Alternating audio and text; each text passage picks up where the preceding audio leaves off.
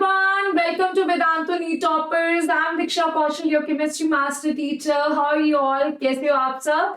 I hope so आपका new year बहुत अच्छा जा रहा है और साथ साथ में आप ढेर सारी पढ़ाई भी कर रहे हो, राइट? बिकॉज बेटा अगर आपने लास्ट 2 साल बहुत मेहनत करी है लेकिन इस टाइम पे आप मैदान छोड़ के चले जाते हो, इजी हो जाते हो, अरे मेरे को तो सब कुछ आता है, क्या जरूरत है, अब हो तो गई है तैयारी, तो बेटा ये वाली गलती मत करना, ठीक है? ये 4 महीने ना तुम अपना रैंक, अगर ऑलरेडी तुम्हें सब कुछ आता है, तुम्हें ऐसा लगता है बहुत अच्छी तैयारी है, तो तुम अपना रैंक यहाँ से यहाँ तक लेके जा सकते हो। तो ये 4 महीने सभी बच्चों के लिए बहुत ज्यादा जरूरी है।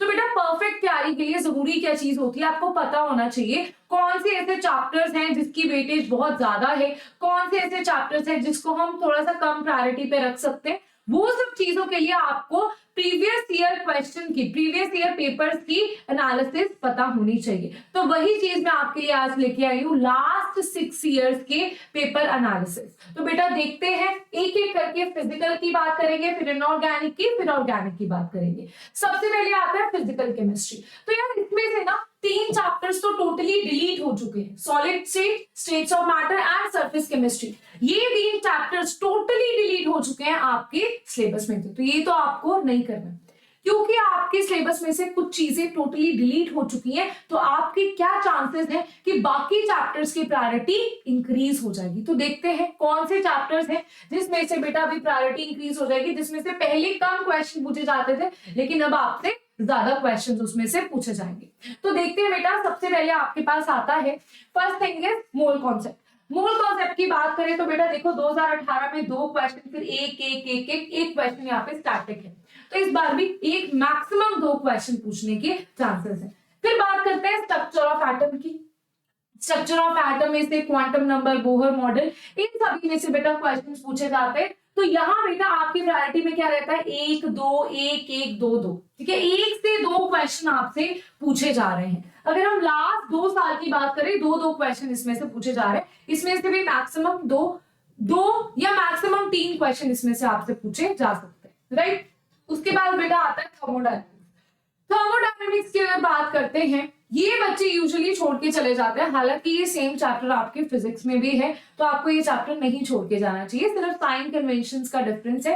तो आपका ये चैप्टर करने से आपके दो सब्जेक्ट्स जो हैं उनका एक चैप्टर कवर होता है, तो आपको थर्मोडायनेमिक्स डेफिनेटली करके जाना चाहिए। और इसमें से बेटा इस बार 2 से 3 क्वेश्चन पूछने के चांसेस हैं। नेक्स्ट आता है बेटा इक्विलिब्रियम, इंपॉर्टेंट, बेहद इंपॉर्टेंट चैप्टर। इसमें से बेटा 3 से 4 क्वेश्चन पूछने की प्रोबेबिलिटी है, ठीक है? इसकी प्रायोरिटी बहुत ज्यादा इंक्रीज हो जाती है। मैं आयनिक इक्विलिब्रियम, केमिकल इक्विलिब्रियम दोनों की बात कर रही हूँ। Ionic equilibrium very very important, उसमें से न्यूमेरिकल पूछे जाते हैं, ठीक है? तो 3 से 4 बेटा क्वेश्चन पूछने की प्रोबेबिलिटी यहाँ पे इंक्रीज हो जाती है।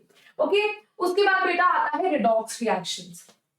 अब रिडॉक्स रिएक्शंस और इलेक्ट्रोकेमिस्ट्री को मैं सेम तरीके से लूंगी। क्यों सेम तरीके से लूंगी? तो देखो बेटा, आपके पास ये भी हो सकता है कि इलेक्ट्रोकेमिस्ट्री में कोई ऐसा क्वेश्चन पूछ लिया जाए जिसमें रिडॉक्स रिएक्शन का कॉन्सेप्ट यूज हो। नीट में भी आपने देखा होगा एक साथ ही इस यूनिट को बनाया हुआ है। तो अगर मैं देखो इन दोनों को मिला के आपके पास 2 से 3 क्वेश्चन पूछे जा सकते हैं, ठीक है? 2 से 3 क्वेश्चन इन दोनों को मिला के आपके पास पूछे जा सकते हैं।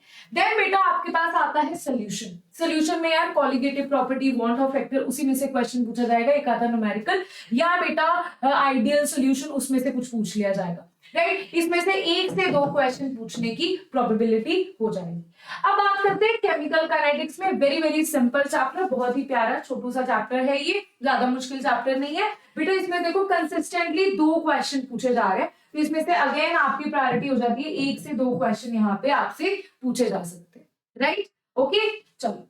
So this was about physical chemistry. Physical chemistry में आपसे क्वेश्चन ऐसे पूछे जा सकते हैं। कौन कौन से चैप्टर्स को आपको प्रायोरिटी में रखना है, ये आपको ऑलरेडी मैंने बता दिया है। अब देखते हैं इनऑर्गेनिक केमिस्ट्री। इनऑर्गेनिक केमिस्ट्री में तो वाह वाह क्या बात हो गई है। देखो आपके पास बहुत सारे बच्चों को डाउट है, पी ब्लॉक डिलीट हो चुका है। बेटा पी ब्लॉक डिलीट नहीं हुआ है, एस ब्लॉक डिलीट हुआ है। कुछ टॉपिक्स पी ब्लॉक के डिलीट हुए हैं, राइट? That's it. ट्रेंड सारा कुछ तो आपको करके ही जाना है। बस कंपाउंड्स है जो आपको इस सिलेबस में नहीं लिखे हुए, बट वो कंपाउंड्स आपसे केमिकल बॉन्डिंग के थ्रू पूछे जा सकते हैं, राइट? सो आपके पास हाइड्रोजन मेटलर्जी एस ब्लॉक बेटा डिलीट हो चुका है, बधाइयां आपको। लेकिन अब देखते हैं बाकी कहां पे किस चैप्टर की वेटेज यहाँ पे इंक्रीज हो जाएगी। सो देखो यार, आपके पास periodicity इसमें होता है कुछ नहीं है, बहुत छोटे छोटे से ट्रेंड्स हैं, जो ट्रेंड्स आपके आगे पी ब्लॉक में आपको काम आ जाएंगे, डी ब्लॉक में आपको काम आ जाएंगे। हार्डली इसमें से एक क्वेश्चन पूछने की प्रोबेबिलिटी है। अब पी ब्लॉक की बात करूं, इसमें से बहुत एक्सेप्शनल ट्रेंड्स आपको मिल जाएंगे। तो यहाँ पे बेटा 3 से 4 क्वेश्चन आपसे डेफिनेटली यहाँ पे पूछने की प्रोबेबिलिटी है। 3 से 4 क्वेश्चन है। आप देखो एस ब्लॉक भी जा चुका है, हाइड्रोजन जा चुका है, मेटलर्जी जा चुका है। एस ब्लॉक का जो पार्ट है वो भी अभी पी ब्लॉक में ही कवर हो जाएगा। मतलब कि एस ब्लॉक से जो क्वेश्चन पूछे जाते थे वो भी पी ब्लॉक से पूछने के चांसेस है। तो आपके पास यहाँ पे 3 से 4 क्वेश्चन आपसे पूछे जा सकते हैं। नेक्स्ट आता है बेटा डी ब्लॉक। अगेन यहाँ पे 2 से 3 क्वेश्चन आपसे पूछे जा सकते हैं। देखो ट्रेंड आपका 1 या 2 क्वेश्चन का है, बट क्योंकि आपके कुछ चैप्टर्स डिलीट हो चुके हैं तो यहाँ पे आपसे 2 से 3 क्वेश्चन पूछे जा सकते हैं। नेक्स्ट आता है बेटा आपके पास कोऑर्डिनेशन कंपाउंड्स। ठीक है, coordination compounds and chemical bonding. वाह वाह, ठीक है, ये तो आपकी ब्लॉक केमिस्ट्री है, राइट। ट्रेंड्स की बात होगी तो ये जो तीनों है ना, ये तीनों इंटर रिलेटेड है, और ये जो दोनों है ये आपस में इंटर रिलेटेड है। अब देखो ये बहुत ज्यादा इंपॉर्टेंट चैप्टर्स हैं। कंसिस्टेंटली इसमें से 2 क्वेश्चन पूछे जा रहे हैं पिछले, अगर तुम 4 साल की बात करो तो यहाँ पे भी बेटा आपसे 3 से 4 क्वेश्चन आपसे यहाँ पे पूछे जा सकते हैं। और अगर केमिकल बॉन्डिंग की बात करें, यहाँ पे भी बेटा आपसे 3 से 4 क्वेश्चन पूछे जा सकते हैं। बहुत ज्यादा इंपॉर्टेंट चैप्टर्स ये आपके बन जाते हैं, very very important chapter, right. तो ये रहा बेटा आपका इनऑर्गेनिक। अब बात करते हैं ऑर्गेनिक केमिस्ट्री की। ऑर्गेनिक केमिस्ट्री की अगर बात करें तो बेटा एनवायरमेंटल केमिस्ट्री बहुत छोटू सा चैप्टर था, बहुत सारे इसमें नाम थे, इजी था ये चैप्टर, इसमें क्वेश्चन भी पूछे जाते थे, बट ये डिलीट हो चुका। अफसोस की बात है, इजी चैप्टर था, क्वेश्चन पूछे जाते थे, बट डिलीट कर दिया। अब आते हैं पॉलीमर्स, ये भी बहुत सिंपल सा चैप्टर था, बट ये भी डिलीट कर दिया गया है। Then chemistry in everyday life, ये भी आपका डिलीट कर दिया गया है। बचे क्या है? बचे बेटा आपके पास ये सारे चैप्टर। देख, जनरल ऑर्गेनिक केमिस्ट्री, अगर मैं बात करूं इनऑर्गेनिक फिजिकल, वैसे छोड़ के तो आपको कहीं पे भी कुछ नहीं छोड़ के जाना, लेकिन आप इनऑर्गेनिक फिजिकल में फिर भी थोड़ा बहुत सोच सकते हो कि चलो एक चैप्टर नहीं करेंगे दूसरा कर जाएंगे, वैसे छोड़ के कुछ भी नहीं जाना चाहिए। इतना कम सिलेबस, अब इसमें भी क्या ही छोड़ के जाओगे तुम, राइट। फिर तो बेटा रैंक होल्डर तो नहीं बन पाते, मुश्किल से पास हो गए, राइट। तो छोड़ के नहीं जाना है बेटा कुछ भी। केमिस्ट्री आपका रैंक जो है ना यहाँ से यहाँ पहुंचा देगा, राइट। तो बहुत कम सिलेबस है, लेकिन क्योंकि सिलेबस कम है तो आपको हर एक टॉपिक को बहुत डिटेल में करना पड़ेगा, राइट। तो बेटा सबसे पहले आते हैं जीओसी में।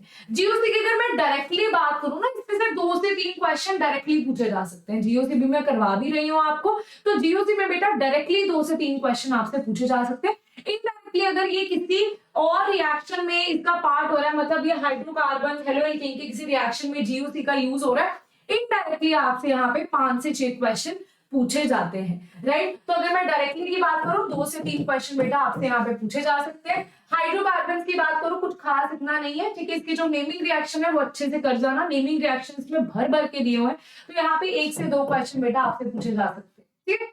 अब बात करते हैं हेलोएल्केन्स, हेलोएरीन की। अगेन यहाँ पे 1 से 2 क्वेश्चन, एक 2 इससे ज्यादा क्वेश्चन यहाँ पे भी आपसे पूछा नहीं जाएगा। अब बात करते हैं बेटा aldehyde alcohol, phenol and ether की। इंपॉर्टेंट चैप्टर, बढ़िया चैप्टर। देखो यहाँ पे लास्ट ईयर 3 क्वेश्चन थे, 22 में भी बेटा 3 क्वेश्चन थे। इंपॉर्टेंट चैप्टर है, पूछे जाते हैं इसमें से क्वेश्चन, कीन प्रोसेस, ये वो बहुत सारे रिएक्शंस है, इंटर कन्वर्जन इसमें पूछी जाती है, राइट। तो देखो बेटा यहाँ पे आपके पास 2 से 3 क्वेश्चन यहाँ पे आपसे पूछे जा सकते हैं, 2 से 3 क्वेश्चन, राइट। अब बात करते हैं बेटा aldehyde, ketone and carboxylic acid की। नो डाउट लास्ट ईयर सिर्फ 1 क्वेश्चन इसमें से आया है, लेकिन इस साल बेटा इसमें से 2 से 3 बेटा क्वेश्चन आपसे यहाँ पे पूछे जा सकते हैं। 2 से 3 बेटा क्वेश्चन यहाँ पे आपसे पूछे जा सकते हैं, बिल्कुल से, ठीक है। 2 से 3 बेटा क्वेश्चन यहाँ पे पूछे जा सकते हैं।